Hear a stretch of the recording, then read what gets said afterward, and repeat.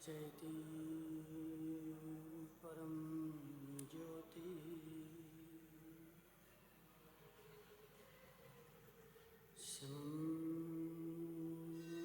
समस्तैरनन्तपर्याये दर्पणतलविशकला प्रतिफलति पदाधिमालिकायत्र अर्हन्तां सिद्धां वज्रायां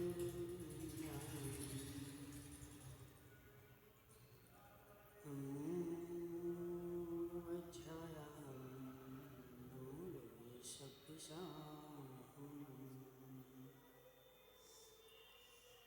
पंच परमेष्ठी भगवान के अनंत अनंत सिद्ध परमेष्ठी भगवान के 1008 देवादेव पारसनाथ भगवान के 1008 देवादेव सुपारसनाथ भगवान के आचार्य भगवान अमृतचंद्र स्वामी के आचार्य भगवान विद्यासागर जी महाराज के आचार्य भगवान विशुद्धि सागर जी महाराज के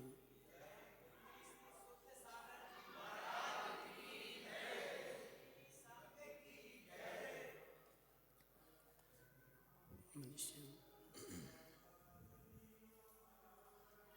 यह सत्य है।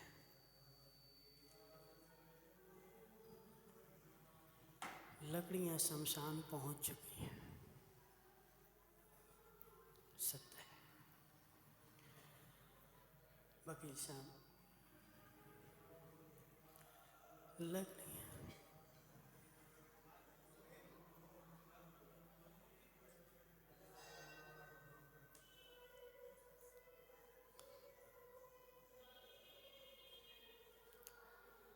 लकड़ियां ही शमशान नहीं पहुंची हैं,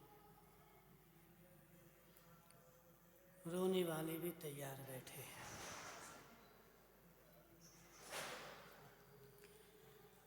कफन लाने वाले भी तैयार बैठे हैं।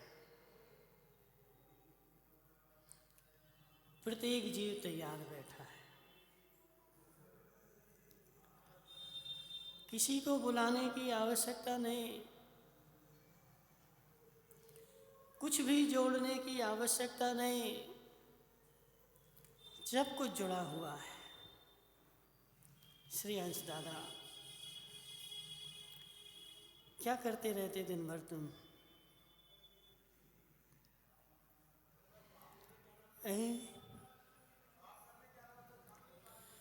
क्यों करते पाप?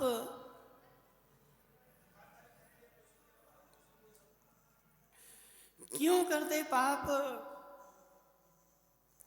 क्यों तू दिन रात जोड़ने में लग रहा है? हे श्रेयांश दादा, समझ और ये बात अपनी डायरी पे लिख लेना कि तू दिन भर पाप करके कमा रहा है, लेकिन उन पैसे से तेरा कफन नहीं आएगा।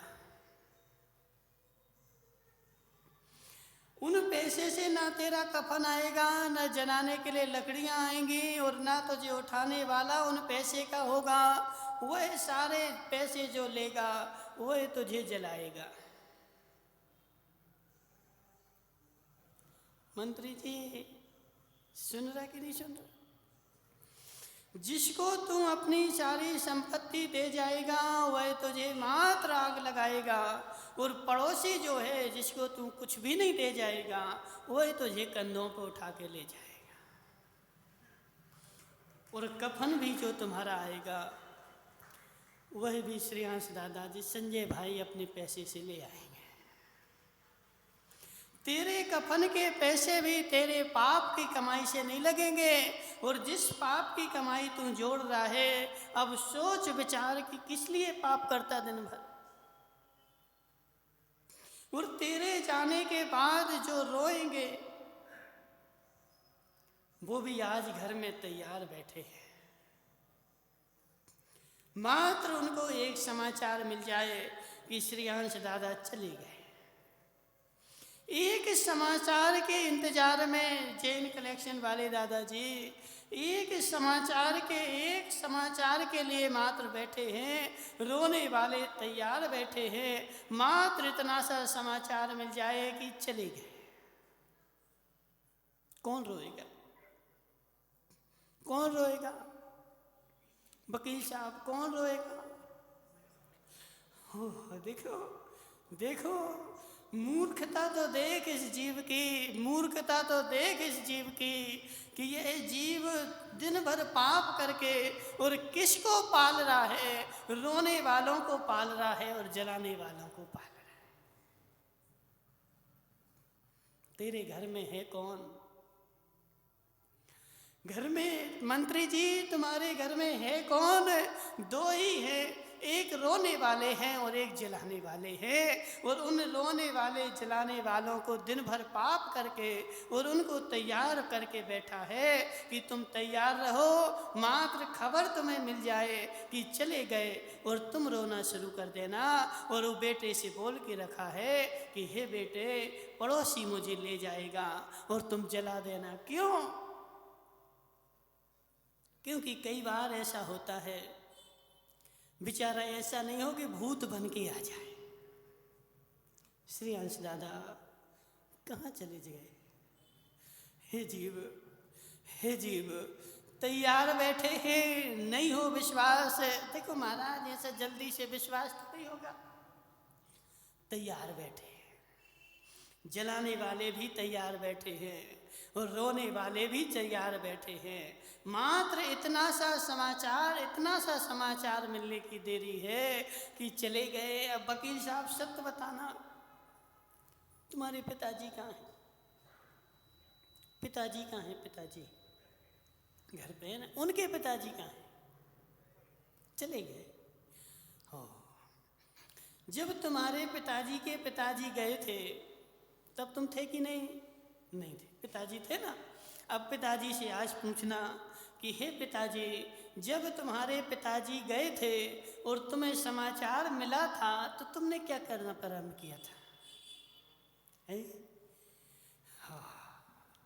रोना पहले प्रारंभ कर दिया था कि समाचार सुनने के बाद तुमने पहले ऐसे बोला कि रुको, हम पहले सबको बुला लें, पहले हम एक अच्छी चादरा बिछा लें और फिर बिछा करके फिर रोएंगे? ऐसे किया था कि नहीं? क्या किया था? हे जीव, कुछ भी नहीं किया। जैसे ही खबर मिली थी बिल्कुल बिल्कुल बिल्कुल अटक तैयार बैठे, जैसे वह सीमा पे है ना। सीमा पे कभी गए तुम लोग? संजय भाई, सीमा गए कभी? पाकिस्तान भारत की पाकिस्तान की सीमा देखी? नहीं। टीवी में देखी? इस पाकिस्तान भारत की सीमा पे जो सैनिक बैठा है वो बिल्कुल वैसी बिल्कुल तैयार बैठा है, और ऐसे तैयार बैठा है कि तुम एक कदम आगे बढ़ाओ और हम बटन चटका दें। मुझे पूछना नहीं है कि उस तरफ से कोई एक आदमी आ रहा है, पहले वह अपने बड़े अधिकारी को फोन करेगा, एक आदमी आ रहा है, क्या करे? जैसे पुलिस होती ना, पुलिस को पहले पूछना पड़ता है। यदि यहाँ पे कोई दंगा हो जाए तो कलेक्टर को, एसपी को पूछना पड़ेगा, या ऐसे ऐसा होगा, क्या करें? तो ऐसे वही सैनिक भी पूछता है? नहीं, उसके पास पूरा पावर है। जैसे ही वहाँ का कोई भी सैनिक हो, चाहे कोई व्यक्ति हो, ऐसे ही उसे जो बॉर्डर है एक कदम कोई आगे बढ़ाए और तुरंत वह बटन चटका देता है। ऐसे जैसे वह सैनिक तैयार बैठा है वकील साहब, ऐसे तुम्हारे घर वाले भी तैयार बैठे उस सैनिक की तरह। उस सैनिक की तरह मंत्री जी तुम भी उसमें मत रहना, तुम्हारे घर वाले भी बैठे उस सैनिक की तरह बिल्कुल सतर्क बैठे हैं कि खबर आ जाए, और खबर जैसे ही आएगी और तुरंत रोना धोना शुरू कर देंगे। और आस पड़ोस वाले जो है वह लकड़ियों की तैयारी कर देंगे, और बेटा जो है वह माचिस ढूंढना प्रारंभ कर देगा कि अब पिताजी चले गए और मैं जला दूं। अब सोच श्रेयांश दादा, किसको पाल रहा है? दिन भर पाप करके, दिन भर पाप करके और दिन भर झूठ, हिंसा, झूठ, चोरी, कुशील, परिग्रह, पांचों पाप दिन भर कर रहा है और दिन भर पाप करके उस पाप की कमाई किसको खिला रहा है? महाराज, जलाने वालों को, रोने वालों को। आजकल तो देखो रोने वाले भी किराए से बुलाए जाते हैं और उस कमाई को भी तू लगाएगा किस पे कि वह रोने वाले आ जाएं। ऐसे सोच जरा, नहीं हो विश्वास तो समझ। एक वो कहावत आती है, एक मुनिराज थे। अब मुनिराज के हम ही को ले लो। श्रीयांश दादा से बोला, हे श्रीयांश दादा, चल तू, ये जलाने वाले हैं तुझे जला देंगे, चल मेरे साथ। अब श्रीयांश दादा बोला, महाराज नहीं जाएंगे। क्यों? यदि मैं चला गया तो मेरी देवी जो है वो रो रो के मर जाएगी, बच्चे जो है वो भूखों मर जाएंगे, इनको खाने को कौन देगा? मैं दिन भर कमाता हूँ और कमा करके लाता हूँ तो मेरा परिवार चलता है और सब खाते हैं। लेकिन हे श्रीयांश दादा, यदि तुम्हारी ऐसी मानसिकता है कि मैं कमा के लाता हूँ इसलिए परिवार वाले खाते हैं, तो तेरी बुद्धि जो है वह श्वान के जैसी है। कैसी? देखो बुरा नहीं माना, श्वान, श्वान जानते कि नहीं? वो एक श्वान होता ना, कौन सा श्वान? वो राजस्थान से बैलगाड़ी आती हैं, उस बैलगाड़ी के नीचे नीचे एक श्वान चलता है। उस श्वान से एक बार पूछा गया कि हे श्वान, तुम बैलगाड़ी के नीचे क्यों चलता है? पीछे पीछे चल, यदि बैलगाड़ी का पहिया टूट गया तो तू तो दब जाएगा, इसलिए पीछे चल। तो वह क्या उत्तर देता है कि हे जीव, बैलगाड़ी के नीचे मैं नहीं चलूंगा तो बैलगाड़ी कैसे चलेगी? इस बैलगाड़ी को चलाने वाला मैं हूं और जब मैं चलता हूं, मूंछों वाले महेंद्र, मूंछों वाले, नहीं नहीं हम नहीं कह रहे, वो श्वान कह रहा है। कौन कह रहा है? वो श्वान कह रहा है कि यदि मैं नहीं चलूंगा तो ये बैलगाड़ी नहीं चलेगी। अब उस श्वान से बोला कि ऐसा नहीं है। बोले देख जरा, मैं अभी रुकता हूँ। और वह श्वान खड़ा हो गया और किस्मत से बैल भी खड़े हो गए। ऐसा होता है, किस्मत से योग से वो बैल भी खड़े हो गए। अब श्वान क्या बोलता है कि देखो मैंने बोला था, यदि मैं रुक जाऊंगा तो बैलगाड़ी रुक जाएगी, बैलगाड़ी चल नहीं सकती। इसलिए बैलगाड़ी श्वान का स्वाभिमान था, वह बढ़ गया और श्वान जैसे ही चलना प्रारंभ किया तो बैलों ने भी चलना प्रारंभ कर दिया। अब उसकी मान्यता पुष्ट हो गई। किसकी? श्वान की मान्यता पुष्ट हो गई कि बैलगाड़ी जो है मैं चलाता हूँ, यदि मैं गाड़ी के नीचे से चला जाऊंगा तो वह बैलगाड़ी भी रुक जाएगी। ऐसे श्रीयांश दादा की मान्यता है कि यह घर जो है वो मैं चलाता हूँ और मैं चला जाऊंगा तो वह घर भी रुक जाएगा। हे जीव, हे जीव, कितने बेचारे हैं तो मनुष्य, लेकिन श्वान जैसी मान्यता में अपने जीवन को चला रहे हैं और श्वान जैसी मान्यता लेकर के जी रहे हैं कि इस परिवार को मैं चलाता हूँ। श्रीयांश दादा, तुम नहीं चलाते हैं। कौन चलाता है? अब देखो, श्रीयांश दादा को पच नहीं रहा है, पच रहा है। महाराज कितने साल के हो गए? 56 के हो गए ना। कितने साल? शादी को कितने साल हो गए? 22। कमाई कितने साल से कर रहे हैं? तो 1 साल से कमाने लगे थे। कितने साल से कमा रहे?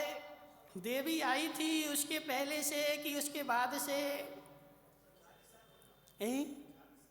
देवी आई थी उसके पहले से कि उसके बाद से? अब देखो श्रेयांश दादा कितना होशियार है कि देवी को आना था।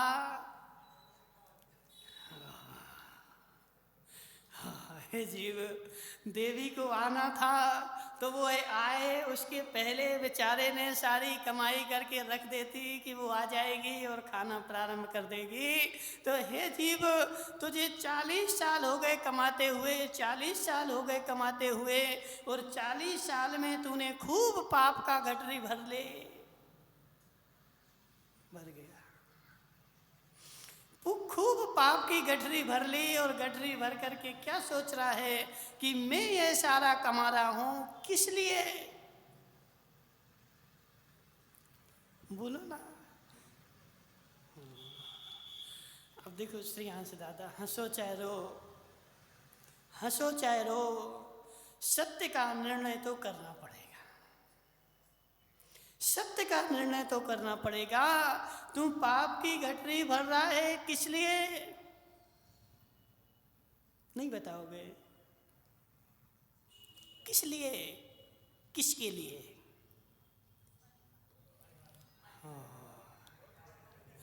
अब देखो जी, माताएं बेचारी पक्ष ले रही कि ऐसा नहीं हो कि जी बंद कर दें तो हमारे क्या होगा।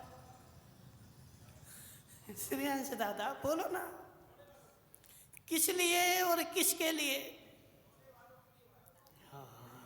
हे जीव, हे जीव, अब देखो संजय भाई, तुम आज उससे बोल दो कि हम फ्री में रो लेंगे, तुम बंद कर दीजिए सब काम।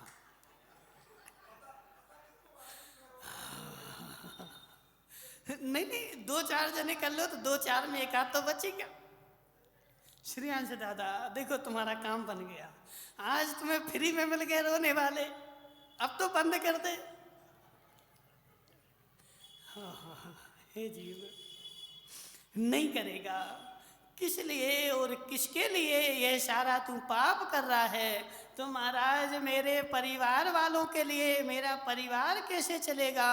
और ऐसी मान्यता से श्रेयांश दादा क्या बोला कि नहीं, मुझे अभी कमाना है। हे श्रेयांश दादा, समझ मेरी बात, तेरे परिवार में जितने भी लोग हैं वह तेरी कमाई नहीं खाते। अपनी मान्यता सुधार ले वकील साहब, अपनी मान्यता सुधार ले। तुमने कभी वो पुराण पढ़ा क्या? मैना सुंदरी का पुराण है ना, कौन सा पुराण है वो? है श्रीपाल चरित्र। पढ़ा कि नहीं पढ़ा? एक बार जरूर पढ़ना। मंत्री जी, तुमने तो पढ़ लिया होगा, पढ़ लिया ना? श्रीपाल पुराण, मैना सुंदरी और सुर सुंदरी दो बहनें थीं। सुर सुंदरी के पिताजी, उन दोनों के पिताजी ने, बड़ी जो थी वो सुर सुंदरी थी, और सुर सुंदरी से बोला कि हे बेटी, तू अपना पति चुन ले, तुझे किससे शादी करनी है चुन ले, मैं तेरी शादी करा दूं।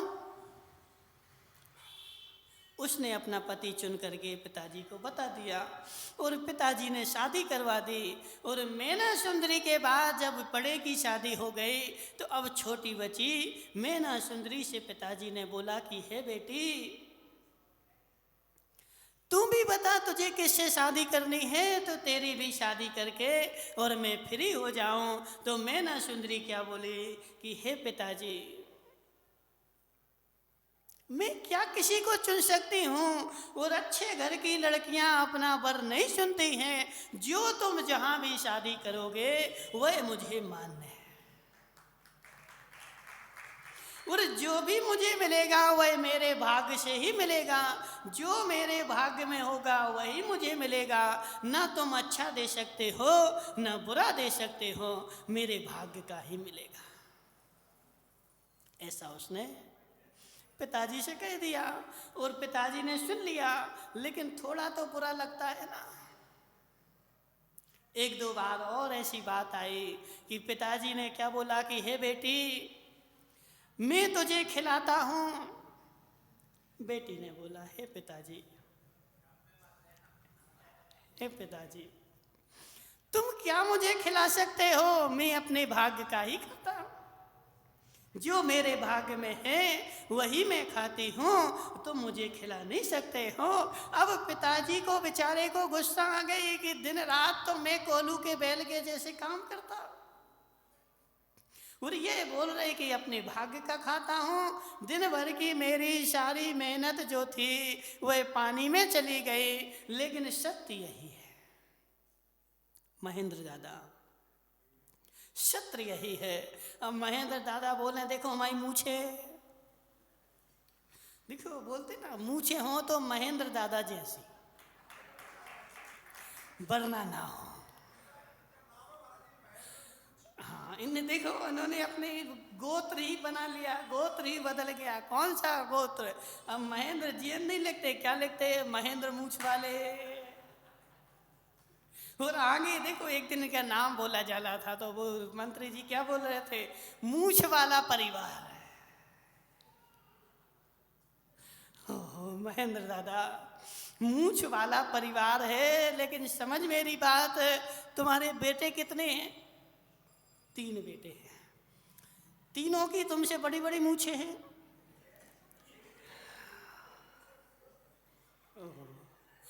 तीनों की तुमसे बड़ी बड़ी है, और कम कहाँ है।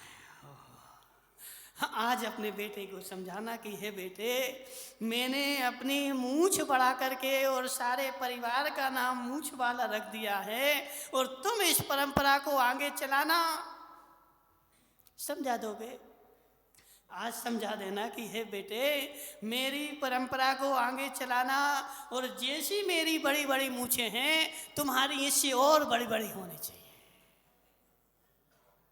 तब तो मूछ वाला परिवार कहलाएगा ना। तो ऐसे हे महेंद्र दादा, समझ मेरी बात, तुम्हारा बेटा मूछें रखे जरूरी नहीं है, तुम्हारा बेटा मूछें रखे जरूरी नहीं है। वह तुम्हारी सुन करके तुम्हारे सामने तो रख लेगा, लेकिन तुम्हारे जाने के बाद देखो उसने हम बोला ना कि पूरे मुड़वा देगा। इसलिए हे जीव, ऐसे ऐसे अहंकार में वकील सा मत रहना कि मैं कमाता हूँ इसलिए मेरा परिवार खाता है। उसका भाग्य है इसलिए वह खाता है। संसार में ऐसे कितने देखे जाते बेचारे, करोड़ों की संपत्ति, जीवन भर कमाई, जीवन भर कमाई, और जीवन भर कमाने के बाद बेचारा सोच रहा था कि अच्छे बुढ़ापे में गुलाब जामुन खाऊंगा। ऐसे होते कि नहीं होते? जीवन भर तो बेचारा कोलू के बैल के जैसे मिलता रहा, और क्यों सोच करके कि मेरा बुढ़ापा अच्छा होगा, बुढ़ापे में जलेबी गुलाब जामुन खाऊंगा। लेकिन जैसे ही बुढ़ापा आया श्रेयांश दादा, और बेचारे को बीपी शुगर हो गई। महेंद्र मूछ वाले कितने गुलाब जामुन खाते हैं? एक खाते, क्यों जाना क्यों नहीं खाते?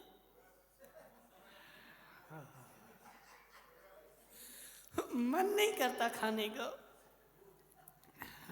देख लो, देखो साक्षात उदाहरण मिल गया ना, साक्षात उदाहरण मिल गया ना कि जीवन भर तुमने खूब कमाई करी कि नहीं?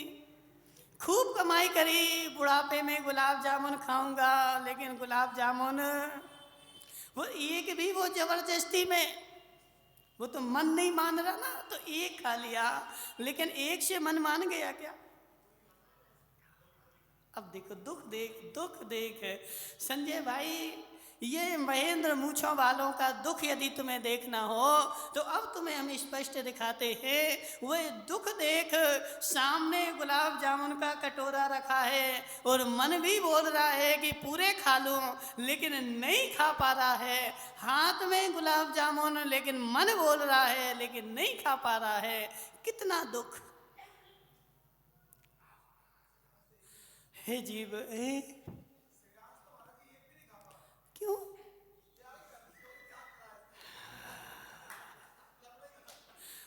हे जीव, समझ मेरी बात, यह वह गुलाब जामुन खाने के लिए भी वीर अंतराय नाम कर्म का 6 उपशम चाहिए।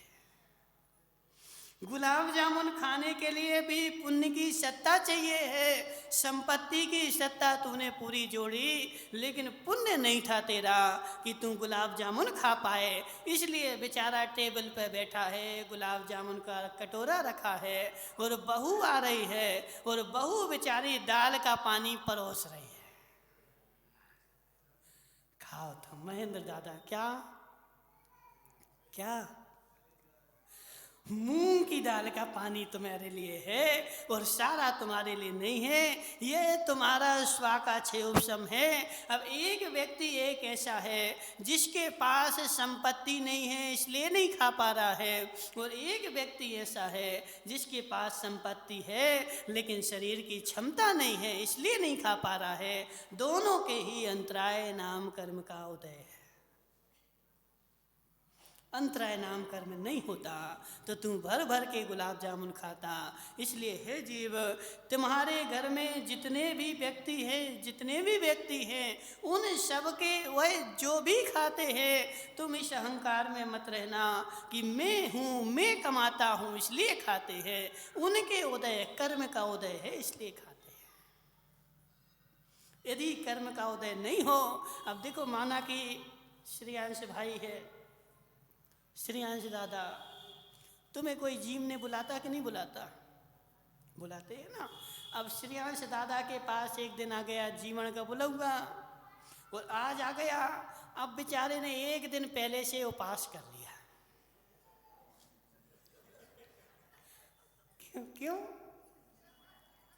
क्यों? बोले कल जीवने जाना है ना, और आज यदि शाम को खा लूंगा तो पेट भर जाएगा, फिर कल क्या खाऊंगा। तो आज से पेट खाली रखा और वहां जीवने चला गया। और जीवने गया तो शुरू में तो वो रोटियां आई तो कुर्सी पे बैठा रहा, नहीं खाना। क्या खाएंगे? गुलाब जामुन, जलेबी, इमरती। और जैसे ही मिठाई आई, गुलाब जामुन का कटोरा आया, तो बेचारे ने पूरा का पूरा कटोरा उठा करके अपने पास रखा और 50 गुलाब जामुन खाए। कितने खाए? एक दो नहीं, कितने खाए? 50 गुलाब जामुन खाए। और 50 गुलाब जामुन खा करके घर आ गया, अपने पेट में रख लिया और कुर्सी पे बैठे बैठे हाथ फेर रहा है, आज मैंने 50 गुलाब जामुन खाए। हे जीव, 50 गुलाब जामुन तू खा सकता है, पेट में रख सकता है, लेकिन पेट में रख नहीं सकता। थोड़ी देर बाद पेट में गुड़गुड़ शुरू हो गए। थोड़ी देर बाद पेट में गुड़गुड़ शुरू हुई और 50 खाए थे, 60 निकल गए। 50 खाए थे ना, 50 खाए थे ना, 10 पहले के भी जो थे वह 10 और भी निकल गए। और दिन भर बेचारा लोटा लेके बैठा रहा, वो अलग हो गए। तो खाना तो तेरे बस में है, लेकिन पचाना। यह अटल सिद्धांत, अटल सत्य। क्या नाम तुम्हारा? वकील साहब, क्या देख रहे? इस सिद्धांत को अपनी डायरी पे लिख लो। अटल सिद्धांत है, तू जो भी खाएगा, जो भी पचाएगा, उतना ही तुझे पचेगा जितना तेरा क्षयोपशम होगा। तेरे घर में जो भी खाते हैं वह सब अपने अपने पुण्य का खाते हैं, तुम्हारे पुण्य का कोई नहीं खाता। अब श्रेयांश दादा बेचारा अपनी मानसिकता बनाए हैं कि मैं कमाता हूँ इसलिए खाते हैं। हे श्रेयांश दादा, चल मेरे साथ 15 दिन के लिए, ज्यादा दिन के लिए नहीं। अब उन मुनिराज ने उस श्रावक को समझाया कि तेरे घर में लोग जो है वह सब अपने अपने पुण्य का खाते हैं, कोई भी संसार में किसी के पुण्य का नहीं खाता है। और तुझे विश्वास नहीं है तो 15 दिन के लिए तू घर छोड़ दे और मेरे साथ चल। वह 15 दिन के लिए चला गया। मुनिराज ने सारे नगर में ऐलान करवा दिया कि इसके पति को, इस आदमी को जंगल में लकड़ी बीनने गया था और शेर ने खा लिया। उसके परिवार वाले देखो, वो तो तैयार बैठे थे। श्रेयांश दादा वो तो तैयार, देखो परिवार वाले सब तैयार बैठे हैं गाय के लिए। जैसे ही उनको खबर मिली कि मेरे देवता को शेर ने खा लिया, बेचारा सारा परिवार जो था रोने बैठ गया। कितने दिन के लिए? नहीं, वो एक कहावत है ना, 3 दिन तक त्रिया रोवे, वो पूरी याद नहीं हमें, ऐसी कुछ कहावत है बुंदेलखंड में। तो कितने दिन रोएंगे?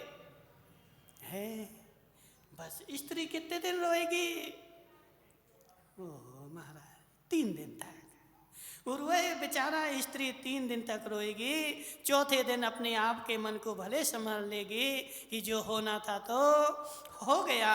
तो उसके परिवार वाले को पता चला कि वो चले गए, थोड़ी देर में रोने बैठ गए। अब सारे गांव के लोग जमा हो गए और जमा होकर के क्या देखते हैं कि इसका पति चला गया, शेर ने खा लिया, इन बेचारों को खाने को नहीं है। सारी समाज ने चंदा जोड़ा और चंदा जोड़ करके उसके घर में अनाज, शक्कर, तेल, घी सब ला करके रख दिया कि तुम लोग रो मत, सब अच्छे बना बना के खाओ। वो बेचारा महाराज के पास बैठा बैठा सूख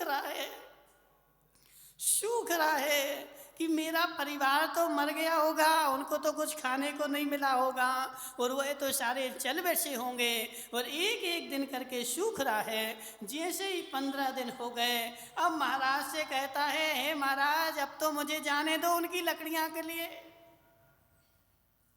अब तो 15 दिन हो गए और उनकी हड्डियां भी सूख गई होंगी, इसलिए मुझे जाने दो, उनकी हड्डियां बीन के कम से कम नदी में तो सरायाऊं बाल बच्चों की।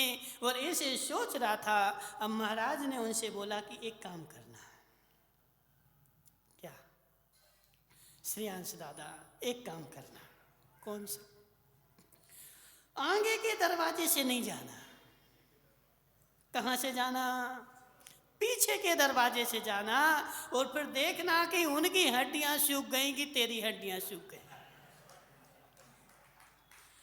पहले देखना ना, पहले देख करके कि उनकी हड्डियां सूखी कि मेरी हड्डियां सूखी। तो बेचारा पीछे के दरवाजे से गया, लेकिन पीछे का दरवाजा जो था बंद था, तो बंद होने के कारण छत पे चढ़ गया। और पहले का जमाना था तो वो चूल्हे के ऊपर वो बनाते थे ना, क्या पहले जब चूल्हे जलते थे ना लकड़ी के, तो वहाँ एक धुआं निकलने के लिए बना देते थे ऊपर। तो उसमें से उसने क्या देखा कि अब दरवाजे तो सारे बंद हैं, चलो इसमें से अंदर जाता हूँ। तो उसमें से अंदर नीचे ही जैसे खुलका, तो वह देवी जो थी वो रोटी बना रही थी। अब वो काला काला था तो मुंह में काला छप गया बेचारे के। तो मुंह में जैसे ही काला छपा और उस देवी के सामने जाकर के खड़ा हो गया, तो क्या सोचता है 1 मिनट के लिए कि हे, मैं तो सोच रहा था इनकी हड्डियां निकल गई होंगी और ये तो अच्छी बढ़िया गुलाब जामुन बना। बेचारा ऐसा खड़ा हो गया देखने के लिए। देवी ने 1 मिनट के लिए सोचा कि ये तो चले गए थे, ऊपर से आए हैं, जरूर भूत बन के आए, जरूर भूत बन के आए हैं और भूत ऊपर से आया है, अब मैं क्या करूं। तो उसने पहले से सुन रखा था कि यदि भूत आ जाए तो लूगरा मारना पड़ता है। लूगरा जानते कि नहीं जानते? क्या होता है लूगरा? तो उसने बेचारी ने क्या किया, एक लूगरा उठाया और एक लूगरा फटकारा। और जैसे इसको लगा तो उसने सोचा कि अरे ये मरा नहीं है, जिंदा है। और जब तक ये था तब तक तो मैं सूखी रोटी खाती थी और ये चला गया था तो मुझे गुलाब जामुन मिले हैं। और यदि मैं समाज में बोल दूंगी कि ये जिंदा है तो कल से मुझे कुछ मिलने वाला नहीं है। अब उस बेचारी ने बोला भूत। उस बेचारी ने भूत बना करके 4-6 लूगरा फटकारे और वह बिल्कुल उसको मारने पे उतारू हो गई। अब श्रेयांश दादा दरवाजा खोल करके भाग गए और सारा गांव उनके पीछे लूगरा लेके पड़ा है, भूत भूत भूत। अब श्रेयांश दादा और मुनिराज के पास गए और मुनिराज ने अब पूछा क्या हुआ, लौट के क्यों आ गए?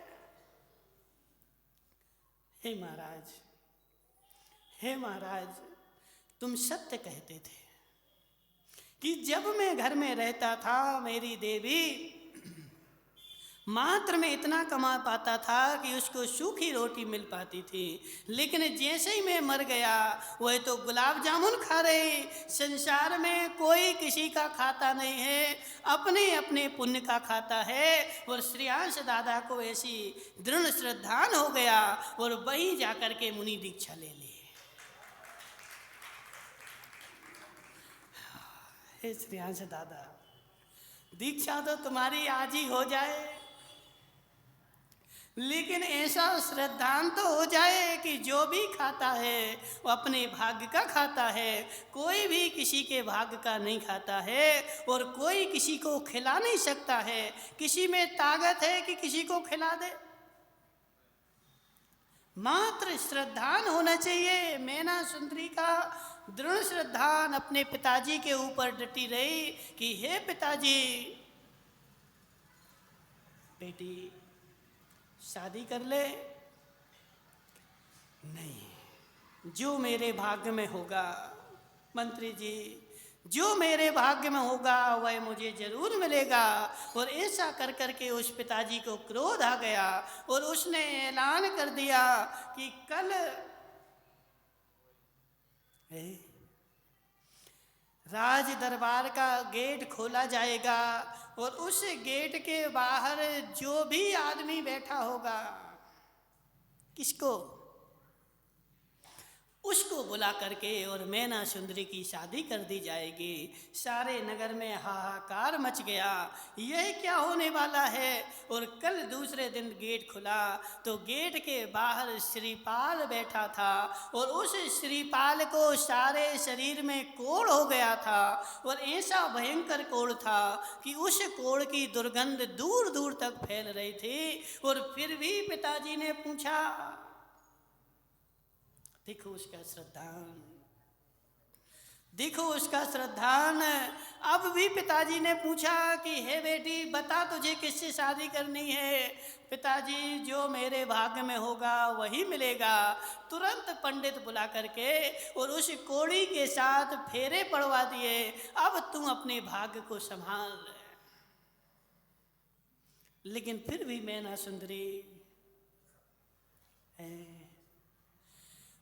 मैना सुंदरी खुश थी, यह मेरे भाग्य में है इसलिए मुझे मिला है और उसके भाग्य में जो है वही उसको मिलेगा। और उसने उसकी सेवा करके भी उसको भी कामदेव के जैसा बना। अपना श्रद्धान मजबूत होना चाहिए, अपना श्रद्धान टूटना नहीं चाहिए। अपना श्रद्धान मजबूत था लेकिन हमारा श्रद्धान इतना मजबूत नहीं है, इसलिए मुझे दिन रात 5 प्रकार के पाप करके और घर परिवार के लिए पाप करना पड़ता है। 5 पाप में सत्य बताना। श्रेयांश दादा, तुम्हें बुरा तो नहीं लग रहा है? बुरा तो नहीं लग रहा? देखो, बुरा लगे तो क्षमा कर देना, लेकिन जो है सो है। सत्य यही है, सत्य यही है।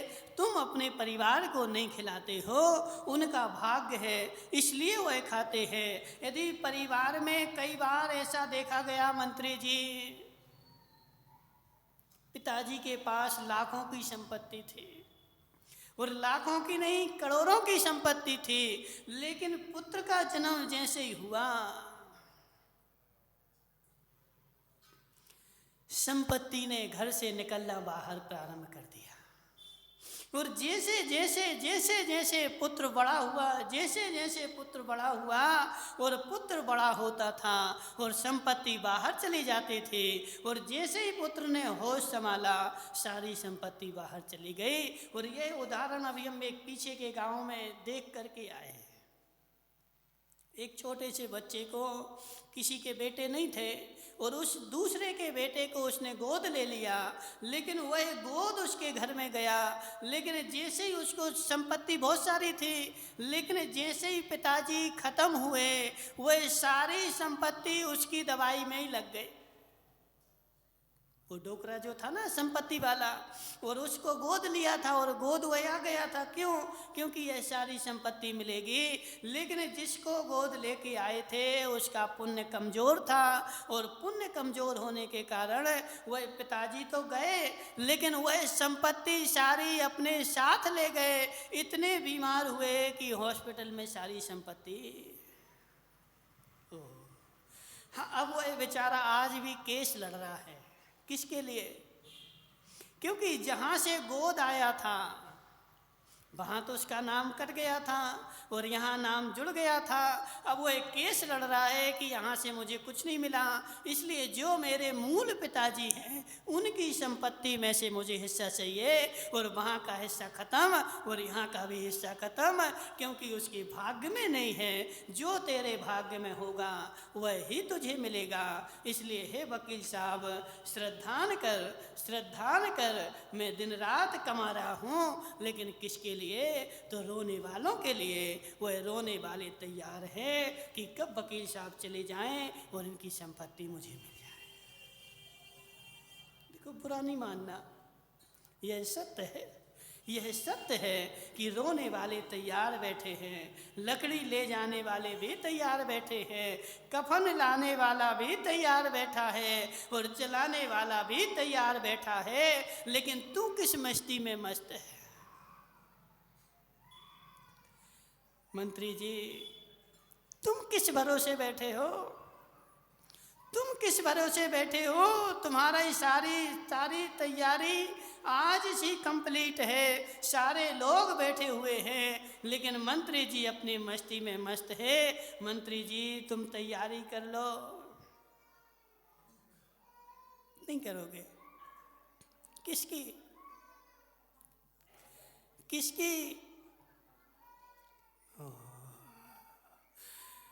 संसार में वकील साहब सारी तैयारी तैयार है, सारी तैयारी तैयार है, मात्र एक ही तैयारी नहीं है कि जिसको जाना है वही तैयार नहीं